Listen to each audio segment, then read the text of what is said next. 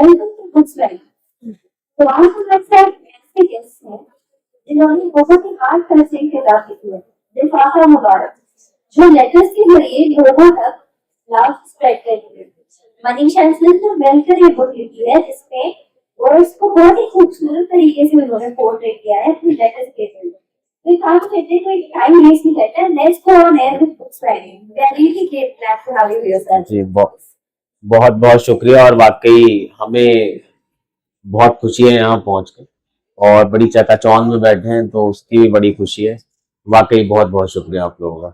बोले कुछ शुक्रिया। मैम, तो जैसे लिफाफा मुबारक, ये एंटायरली लेटर्स की कहानी है, that is exchange between two characters. जी, तो आप लोग को ये फॉर्मेट चूज करने के लिए मतलब कैसे इंस्पायर हुए आप कि you can write something of this format, you want to exchange your letters and you know let people know about this. कैसे आपने ये फॉर्मेट चूज किया? दरअसल इसके पीछे की कहानी है कि मैं जब इनसे 2020 में मिला था, तो जब मैं इनसे पहली बार मिला तो ज़हनी तौर पे बहुत खूबसूरत लगी मुझे, और माशाल्लाह वैसे भी बहुत खूबसूरत लगती है। तो मैंने इनसे मिला मैं, और मैं तब तक सिर्फ सोशल मीडिया पे इनसे मिला था, तो वहीं पे बातचीत होकर हमने मिलने का डिसाइड किया था। फिर नंबर नहीं था मेरे पास, तो मैंने इनको कहा आप नंबर दे दीजिए, तो इन्होंने अपनी मेल आईडी दे दी थी। तो मैंने कहा बात करने का यही जरिया है, और अब मेल आईडी पे तो आप हाय हेलो नहीं लिख सकते हैं। तो मैंने एक पूरे दिन की मुलाकात का एक बड़ा प्यारा, मतलब मुझे लगता है प्यारा, तो आप लोगों को पता नहीं लगे ना लगे, तो बड़ा प्यारा सा खत इन्हें भेजा, और फिर उधर से बड़ा तल्ख सा जवाब आया, बहुत ही तल्ख। तो फिर ये हुआ कि वो खत दर खत होते गए, मैं खत लिखता रहा, उधर से जवाब आते रहे, कई बार उधर से खत आए, इधर से जवाब चले गए। तो वो एक, उसके बाद हमने 2020 में हमने खत लिखने शुरू करे थे, और 2024 में हमने शादी कर ली। तो फिर शादी के बाद हमें पब्लिशर्स ने कांटेक्ट किया कि अगर आप लोगों के जो खत हैं जो आप सोशल मीडिया पे कभी कभी डालते थे वो हमें दे देंगे तो हम उसको कंपाइल कर पाएंगे। तो वो किताब दरअसल होनी नहीं थी, क्योंकि जब हम खत लिख रहे थे तो हम इस उम्मीद में नहीं लिख रहे थे कि वो कभी भी छपेंगे, पर वो लोगों को पसंद आई चीजें हैं, लोगों ने कहा कि नहीं हम पढ़ना चाहते हैं, तो वो छपे। और उसके बाद फिर जब शादी हो गई, तो अब शादी के बाद बहुत सारी चीजें ऐसी होती है कि आपको बात करनी है पर बात नहीं भी करनी, आपको लड़ाई करनी है तो आप सामने से नहीं कर पा रहे हैं, तो आप खतों में कई बार लड़ाई करते हैं, आप खतों में बातचीत करते हैं। तो फिर शादी के बाद भी खत होते गए, और जब हमने पलट के 1.5 साल बाद देखा तो फिर से मसौदा तैयार था। तो हमने सोचा कि ठीक है, अगर फिर से कोई छापना चाहे तो उसका स्वागत है, और फिर से हम फिर इस किताब की शक्ल में मौजूद हैं। मतलब मेरी तरफ से तो यही है, बाकी जवाब तो यही है, यही जवाब है। जैसे मैम अभी थोड़ी देर पहले आप लोगों से बात हुई तो आपने कहा कि रिश्तेदार सब क्वेश्चंस करते हैं कि आपने क्या क्यों किया ये पब्लिक। तो जैसे कि बैलेंस बनाना बहुत जरूरी है, इतना हम बता सकते हैं, उसके साथ अपनी क्रिएटिविटी भी थोड़ी बहुत डाइल्यूट कहीं ना कहीं आ सकती है। ये सारी चीजें हमें बैलेंस कैसे करें? तो दरअसल बात ऐसी है कि हम दोनों की परवरिश शायद कुछ ऐसी हुई कि जब हम लिखने लगते हैं तो हमें बैलेंस बनाने की जरूरत नहीं पड़ती। वो जितना हम कहने में कई दफा बहुत भद्दे हो जाते हैं, लेकिन जब लिख रहे हैं तो वो भद्दापन शायद शब्दों में इस तरह उतरता है कि वो पढ़ने पर चुपता नहीं है। और हमारे इस चीज का जवाब शायद ये भी हो सकता है कि हमारी जो पहली किताब थी लिफाफा, उसका विमोचन हमारे पापा ने और इनके पापा ने साथ में मिलकर किया था, और उन्होंने हमारी किताब पढ़ी और उन्होंने उस वक्त ये कहा कि हमें ऐसा लगा नहीं कि ये कोई हमारे ही बच्चों के प्रेम के खत हैं। ऐसा हमें कहीं पर भी वैसा डर नहीं लगा कि कहीं खोलेंगे तो कोई ऐसी चीज होगी जो माँ बाप को नहीं पढ़नी चाहिए। तो उस वक्त हमें लगा कि चलिए ठीक है, इन्होंने तस्दीक कर दी है। तो शायद उनकी परवरिश की वजह से ऐसा हुआ है कि हमें बैलेंस बनाने की जरूरत नहीं पड़ी। और निजी तो जैसे कई दफा मनीष कहते हैं, निजी कुछ होता नहीं है, हम एक पर्दा खींच देते हैं और हम बिना पर्दे के रहने वाले शायद लोग हैं। देखिए मैं वही बात बोलूंगा कि निजी कुछ होता नहीं है, क्योंकि संघर्ष सबका एक जैसा ही होता है। मतलब किसी का ज्यादा और किसी का कम होता है, पर संघर्ष में और प्रेम में, दोनों में बहुत सारी चीजें कॉमन होती हैं।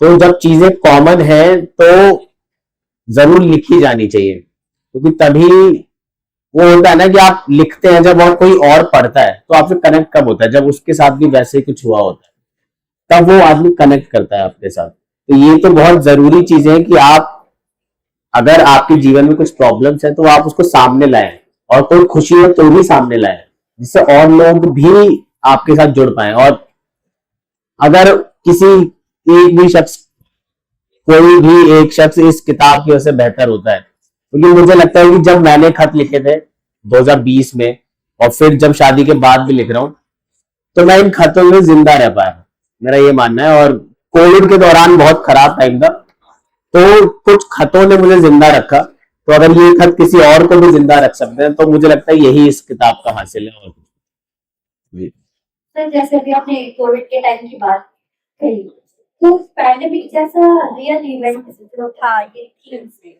यही तो आपके कनेक्शन का एक बेस भी बना। जी। तो उस पीरियड में आपके कनेक्शन को, इस बुक को कितना इन्फ्लुएंस किया? काफी ज्यादा किया, क्योंकि हम दोनों ही ऐसे नहीं है कि हम सिर्फ एक बहुत ही पर्सनल लाइफ जी रहे हैं, हमारी एक सोशल लाइफ भी है। और मैं टीचर भी हूँ, मतलब उस टाइम तो मैं एक स्कॉलर था, रिसर्च स्कॉलर। तो रिसर्च स्कॉलर के साथ बहुत कुछ घटता है, मतलब अकेडमिकली बहुत कुछ हम लोग झेलते भी हैं, बहुत चीजें देखते भी हैं, उसके बारे में लिखते भी हैं। तो वो कहीं ना कहीं लेखन में भी आता ही रहा। और आप अपनी निजी जीवन को लेखन से अलग करके नहीं देख सकते।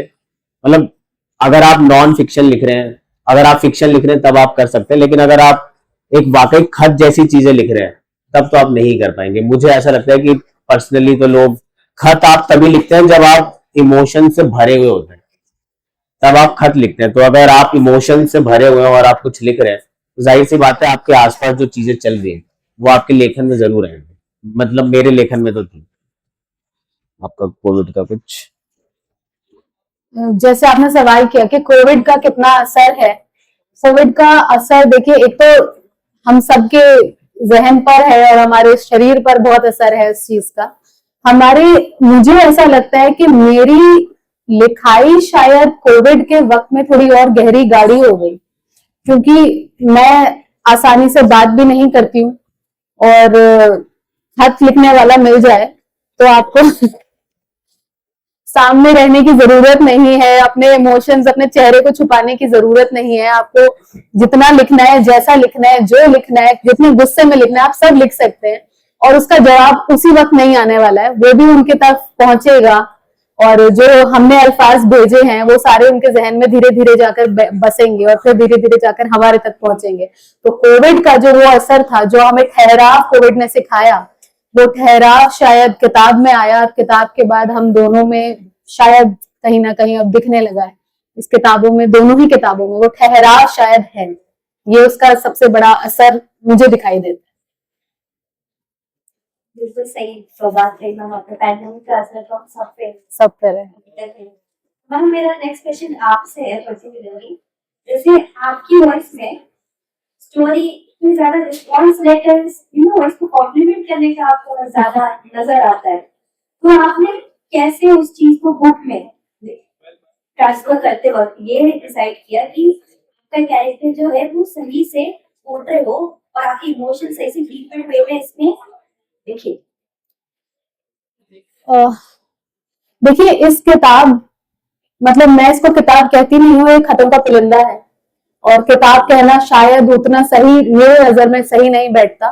और जहां तक आप बात कह रही हैं कि कितना बैलेंस मैं बना पाई या फिर तो मुझे ऐसा लगता है कि शायद क्योंकि वो खत लिखे गए थे कई दफा, हाँ, जवाब के तौर पर वो रिस्पॉन्सिव मैनर में था, मगर अगर आप खतों के जवाब देते नहीं हैं आप, क्योंकि खत में इंस्टेंट बातचीत नहीं हो रही होती, और दो लोगों का जैसे एक मंच, जैसे ये मंच है, अगर यहाँ पर इस वक्त एक ऑर्केस्ट्रा है और एक इंसान उसमें वोकलिस्ट है, तो हो सकता है ये वोकलिस्ट है, सब हो सकता है मैं तबला वादक हूँ, तो मेरे बिना ये जब गाएंगे तो शायद इनके अगर सुर बिगड़ रहे होंगे तो मेरे तबले की आवाज से, उस थिरकट से ये जो बिगड़ रहा है सुर, उसमें शायद ताल आ जाएगी। तो अगर मेरे सुर नहीं होंगे तो उनकी ताल शायद थोड़ी सी गड़बड़ आ सकती है, ऐसा भी हो सकता है, और वैसा वर्सा। तो वहां पर दबने और उजागर करने की शायद उतनी जरूरत या बात नहीं है, वो एक अपने आप बैलेंस होती हुई चीज है। हम दोनों के शख्सियत और किरदार असल जिंदगी में भी काफी अलग हैं, और शायद इसीलिए हम साथ रह पाते हैं, इसीलिए सहलेखन हो पाया है इस किताब का, क्योंकि वो ऊपर नीचे होने की जरूरत नहीं है, क्रेडिट वाली जरूरत नहीं है। तो जब वो जरूरत ही नहीं है तो बैलेंस और वो सब चीजें सवाल नहीं आता, तो उसका जवाब है नहीं मेरे पास, देखा जाए तो। बिल्कुल सही कहा मैम आपने कि जो it's more than just a collaborative work है। बिल्कुल। तो इससे पहले कि हम कन्वर्सेशन को एंड करें, आप तो है हमारे लीडर्स को हमें सुन रहे हैं, उनको आप क्या मैसेज देना चाहेंगे? पत्र विधा बहुत मृत प्राय विधा रही है। पहले के जमाने में खत लिखे जाते थे जब फोन नहीं होते थे, और अभी के वक्त में जब से फोन की सहूलत हो गई है तो ये काफी कम हो गए हैं, और इमोशंस बहुत जल्दी हम रुक नहीं पाते इमोशंस पे। तो मुझे लगता है कि लोगों को थोड़ा वक्त देकर, फोन को थोड़ी देर साइड में रखकर वापस से खत लिखने शुरू करने चाहिए। और आप वो खत किसी को भी लिख सकते हैं, आप अपनी माशूका को लिख सकते हैं, अपनी माँ को लिख सकते हैं, अपने पिता को लिख सकते हैं, अपने टीचर को लिख सकते हैं, इवन आप किसी अनजान आदमी को भी खत लिख सकते हैं। अब आप यहाँ बैठे हैं, आप सोचें कि अचानक से कोई वहां से उठकर आए और आपके हाथ में खत दे दे, तो मुझे लगता है कि आप मतलब खुशी मिलती है अनजान लोगों से खत मिलने में। तो मेरा तो यही है कि जो सुन रहे हैं, देख रहे हैं, कि आप लोग वापस से कुछ देर ठहरे और फोन साइड रखकर खत लिखकर एक बार देखें कि खत लिखने में कैसा लगता है। और जरूरी नहीं कि आपको साहित्यिक होना है उसके लिए, मतलब हम गाय पे निबंध लिखते थे ना, हम ऐसा साहित्यिक तो नहीं लिखते थे, बहुत ये लिखते थे 4 पैर है, पूछ है, तो साहित्यिक होने की जरूरत नहीं है, बस खत लिखने की जरूरत है। तो मेरा तो यही एक सजेशन है। मैं इसमें बस इतना ही जोड़ना चाहूंगी कि अदब की तरफ अगर आप जाना चाहते हैं तो किताबों से होते हुए तो जरूर जाए, लेकिन उससे पहले शायद अपने इर्द गिर्द जो दुनिया है थोड़ा उसकी तरफ जाएं और अपनी तरफ जाएं, और उसके बाद आप किताबों को अपने साथ लाएं। क्योंकि कई दफा होता है कि आप किताबों में उतर जाते हैं लेकिन किताबें आप में नहीं उतर पाती। तो अपना रास्ता खोलिए और वो अपना रास्ता अपने अंदर आकर खुल जाता है।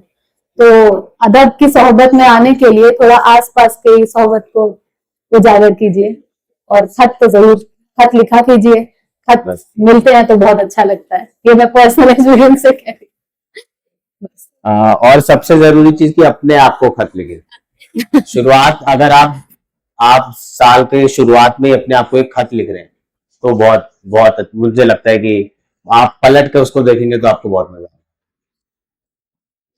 Sir ma'am thank you so much. जी, बहुत बहुत शुक्रिया। बहुत emotional thank you so much sir ma'am, thank you so much everyone for being with us here today. हमारी किताब लिफाफा मुबारक बुक्स वैगन पे उपलब्ध है, और कुछ कॉपियां हैं यहाँ पर बुक्स वैगन के पास जिन पे हम साइन किए जा रहे हैं। तो अगर आप घूमते फिरते स्टॉल तक पहुंचे तो आप ये किताब ले सकते हैं।